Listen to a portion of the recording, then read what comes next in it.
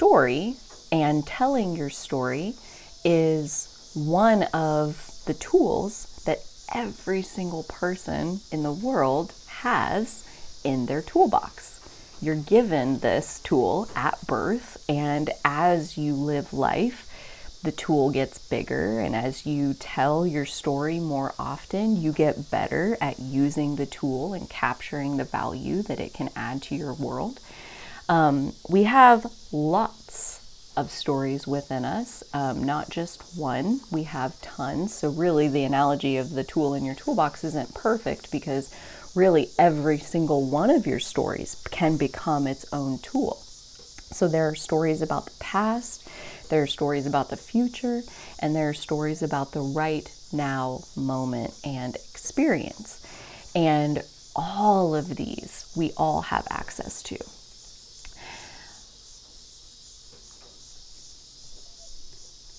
Stories are the single most powerful tool in a leader's toolkit. I would have to agree. And I think possibly you all in the group could resonate with this as well, because without me telling my stories, you and I wouldn't know each other right now. You know, like if I had waited until I had everything figured out for me to start telling my stories, I wouldn't know any of you. So stories have many functions, and every single story that we tell serves a purpose, or it can and is serving a purpose or multiple purposes by you telling it. A couple examples of like what kind of a purpose could a story serve. There is our own emotional expression, which, like we talked about, like bottling is bad and expressing is good. So when you tell your stories, that's you getting to express. That's one function that your story provides. And it also serves to influence other people. So when they listen to your story, they have an experience that is not the same thing as your story, but it inspires and influences them to have a particular experience. So for example, when I do my podcast, I learned my goal is to make learning approachable, to where anybody can basically learn anything anytime. And if you really just like focus on it like 1% by 1%, like bite by bite, you can learn. And I struggled, and I was a beginner, and that looked like this, and I moved into having some skill with it, and that looked like this, and maybe I've gotten even better at it, and that looks like this. And my goal is to influence the people listening to being able to relate with, even if they're a beginner, there is a path to building skill in this area, whatever it is that I'm talking about at that time. So my question to you here is, as you're telling your stories day to day, moment to moment, are you generally aware of the purpose that your story is having? So are you aware of the way that your story is soothing your emotions? Are you aware of the influence that you're having on anybody who might be listening to your story? There's no right or wrong, but it is something to be aware of.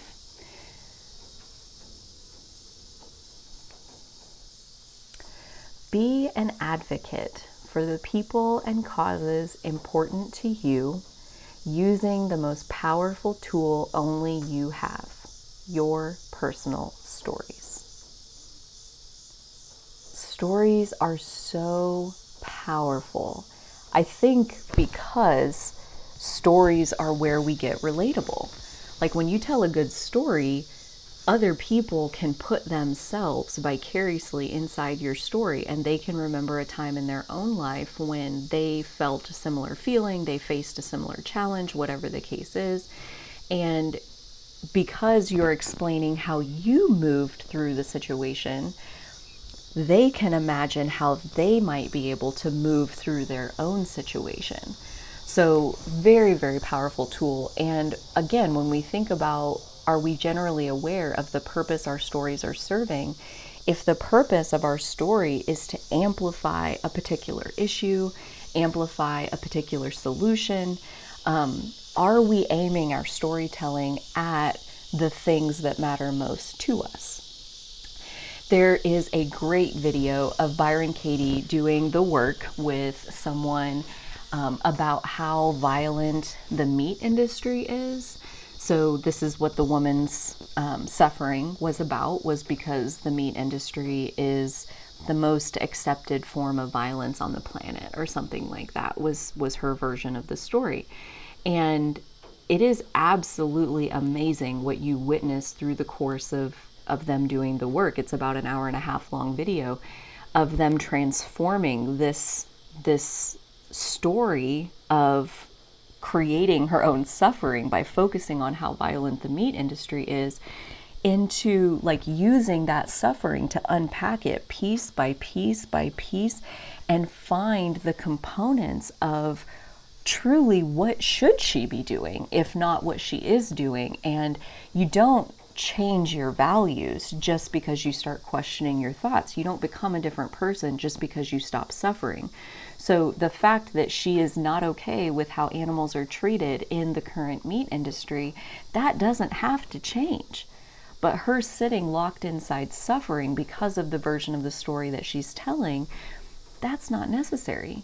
And in fact, she's not helping the animals while she's sitting in that place suffering herself. So they talked about piece by piece by piece, like what are the steps of how to actually take this emotion, this intense dislike for something that you see in the world, and turn it into, alchemize it into something that can be constructive and can create real world change. At any given moment, you have the power to say, this is not how the story is going to end. At any moment, we can turn 1%, 1 degree, towards a story with more light in it, with more hope in it. Maybe not completely hope, maybe not completely letting go of our neuroses all at once, but definitely being aware of the version of the story we're telling, how it makes us feel, and navigating from there. Again, I hear the echo, pain is guaranteed, suffering is optional. This quote is one that stands out from early days of my self-awareness journey. Tell the story of the mountains you've climbed. Your words could become a part of someone else's survival guide. Your words could become what keep other people going. In times of them not knowing if they can keep going or not, they listen and they hear how you kept going and you figured it out eventually. And now you're past that obstacle and into a clearer place. And now they have more hope for their own situation. And so to keep our stories inside of us is to deprive the world of somebody's survival guide. The end of your own suffering may mean a ripple effect that heals the entire planet. Individual healing has the potential to heal the entire planet. And when you tell the story of your healing, a real account of the wounds, the pain, the recovery, the healing, and the resolution. A true account. Not the butterflies, roses, rainbows, and puppies version. Nobody wants to hear that. We're all sick of it. We want authentic. We want to hear the real story.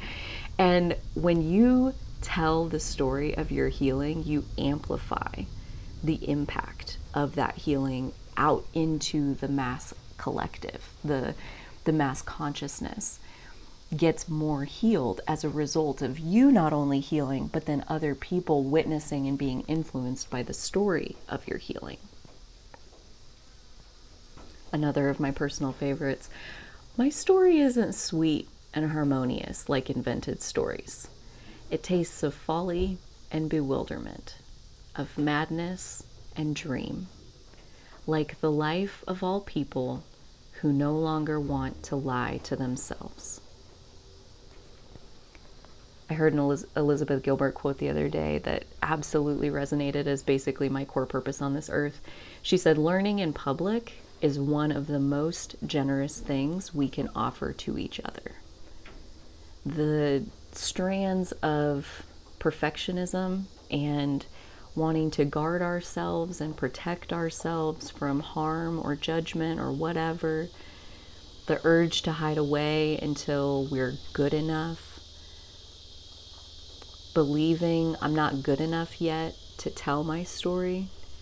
I invite all of you to sit in that belief of I'm not good enough yet to tell my story and ask, is that true? Can you know that it's true?